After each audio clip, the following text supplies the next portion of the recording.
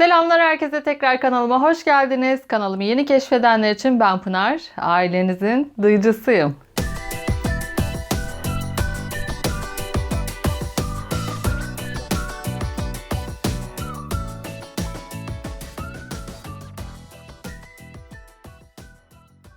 Bundan önce kendi yap çalışmalarıyla sizi Japonya'ya götürdüm, Hindistan'a götürdüm, bugün de Afrika'ya götürüyorum. Bugünkü çalışma yine benden istenen bir çalışmaydı. Afrikan sepetler yapıyoruz. Afrikan sepetleri yaparken birkaç teknik kullanılabiliyor. Ben size bugün en basit olan tekniği göstereceğim. Yapımı gerçekten çok kolay. Belki ilerleyen zamanlarda yine seviyeyi bir tık yükseltebiliriz. Kullanacağımız malzemeler yine ucuz, kolay bulunabilen malzemelerden olacak. Hatta evde bulunan malzemeleri kullanarak yaparsak daha güzel olur.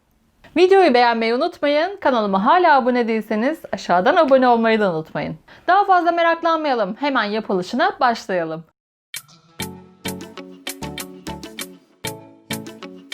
Bu çalışmada sepet görünümünü en iyi şekilde elde edebilmek için daha ucuz maliyetli olan kağıt ipi tercih ediyorum. Rafya görünümüne de çok yakın bir malzeme. Kağıt iplerin renk çeşitleri de mevcut. Ben biraz daha açık rengini tercih ettim. Sardığımızda da böyle iki büyük yumak haline geldi. Gayet yeterli. Birkaç tane sepette çıkartabilir. İpten rahat kullanabileceğim kadarını kesiyorum. 1,5-2 metre diyebilirim. Bir etamin iğnesi kullanacağım. Etamin iğnesi bu işi yapmakta çok uygun. Bir de her şeyi satan dükkanlardan böyle bir kordon aldım. Bu kordon ip 10 metre ve fiyatı çok uygun. Sadece 3 liraydı. Size göstereceğim elimde 2 tane alternatif var. İç kısımda bu ipleri kullanabilirsiniz. Fakat ikisi arasında farklar var. Pamuklu olan fazla yumuşak ve esnek olurken naylon olan ip biraz daha sert ve sağlam. Pamuklu olan ip fazla esnek olduğu için daha kolay kıvrılıp yamulabiliyordu. Ve ikisi arasında ben naylon olan kordonu tercih ettim. Çünkü bu iple çalışmak benim için daha kolaydı.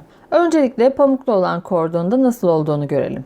Başlangıçta iplerin ucu birbirlerine karşı karşıya gelecek şekilde üst üste koyuyorum. Yaklaşık bir 5-6 santim kadar ve kağıt ipi kordon ipin üzerine sıra sıra sarıyorum. Sardığım kadar ipi ikiye katlıyorum ve buradan ikisini birleştirerek sarmaya devam ediyorum. Ufak bir miktar daha sardıktan sonra tekrar katlayarak yuvarlaklaştırıyorum. İpin diğer ucuna iğne geçirdim ve iğneyi de ipleri sardığım kısmın ortasındaki yuvarlağın içinden geçiriyorum. Yukarıya doğru bir sarma hareketiyle ipleri birbirine bağlıyorum. Bir kere sarmak yeterli. Sonrasında yine kordonun üzerine sararak devam ediyorum. Ben burada sarma işlemini 10 olarak belirledim. Her 10 sıradan sonra tekrar orta taraftan geçirerek ipi bir kez sarıyorum. Böylece sepetin örgüsü biraz daha hizalı oluyor. 10 sıra kordon üzerine sarıyorum. 11. de iğne ile alt taraftaki deliğin içinden geçirerek bir sarma hareketi yapıyorum.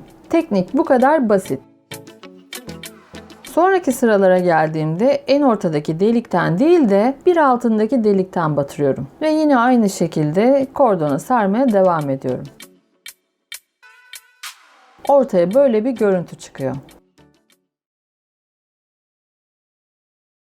Bu iki kordon arasındaki en büyük fark yumuşaklık ve sertlik. Sadece görmekle detayı anlayabiliyor musunuz bilmiyorum. Yaparken daha iyi anlayabilirsiniz ama pamuklu kordonda biraz daha fazla eğilip bükülürken naylon kordonda sıkı ve sağlam bir sepet elde ettim. Çalışmaya bir de makrome ip üzerine bakalım. Bir daireden çok oval bir yapıya sahip olduğunu görebiliyorsunuz. Bu da alttaki malzemenin esnekliğinden kaynaklanıyor. Şimdi bir de rafya ile kağıt ip arasındaki farka bakalım. Elimdeki doğal rafya çok ince olduğu için bunların üçünü bir araya getirerek kullanıyorum. Az önce olduğu gibi biraz daha kalın olması için 2 tane makrome ipini bir araya getirerek sarıyorum. Kağıt ip biraz daha esnek ve kolay sarılabiliyorken rafyanın biraz daha sert ve köşeli bir görünümü var.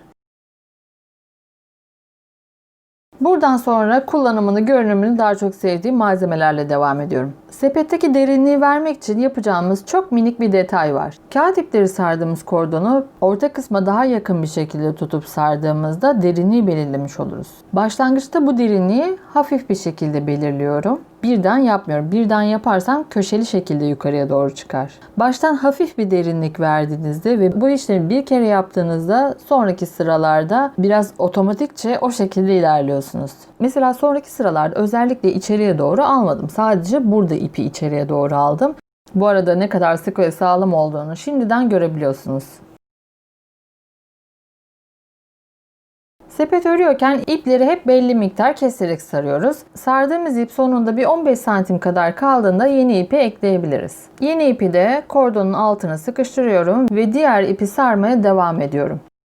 Artık bir 3-4 santim kaldığında da yeni eklediğim ipi alarak sarmaya devam ediyorum. Böylece ipi eklediğimiz yerde belli olmuyor. Sepetin hangi boya gelmesini istiyorsak oraya kadar ipleri sararak örmeye devam ediyoruz.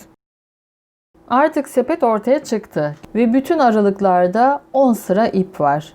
Çok hafif ve çok sağlam, esnek yapısı daha az. Bitirirken kordonu biraz verev şekilde kesiyorum. Dümdüz kesersek pek hoş olmayacaktır. Bu son kısımda 4-5 tane ip sarıyorum ve bunları da bir alt sıraya sarma hareketini yaparak kapatıyorum. Burası da böylece daha temiz görünüyor. Sepet örme işlemi bitti. İsterseniz düz bir zeminde de kullanabilirsiniz. İsterseniz duvara da asabilirsiniz. Ben duvarda kullanmayı tercih ediyorum ve asmak için arka aparatını yapmaya geçiyorum. İpi arka taraftan iğneyle geçirerek başladım. Ön taraftan çıkarttım. Şu arada tek tek duran ipleri birer tane sardırıyorum. Aynı şekilde hemen bir yanından da yapıyorum. Arka tarafta asmak için bir boşluk oluşturdum. İpleri düğümleyerek kilitliyorum. Bu askıyla birlikte bir çivi asarak kullanabilirsiniz.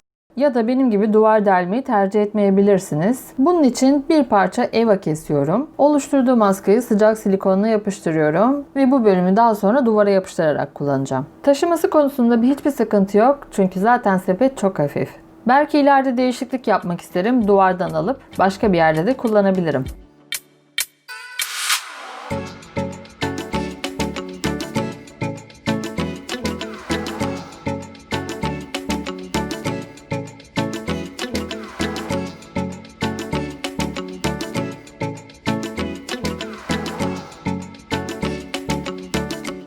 Umarım beğenmişsinizdir. Umarım bu videoyu kapattıktan sonra hemen çalışmaya başlarsınız. Videoyu beğenmeyi unutmayın. Kanalıma hala abone değilseniz aşağıdan abone olmayı da unutmayın. Bir sonraki çalışmamız Salı günü ve bir aksesuar çalışmasıyla birlikte olacağız. O zamana kadar kendinize çok iyi bakın. Hoşça kalın. O kadar hazırlandım, konsept yaptım, Afrika konsepti. Evet. Evet. Ay çok korkunç değil mi?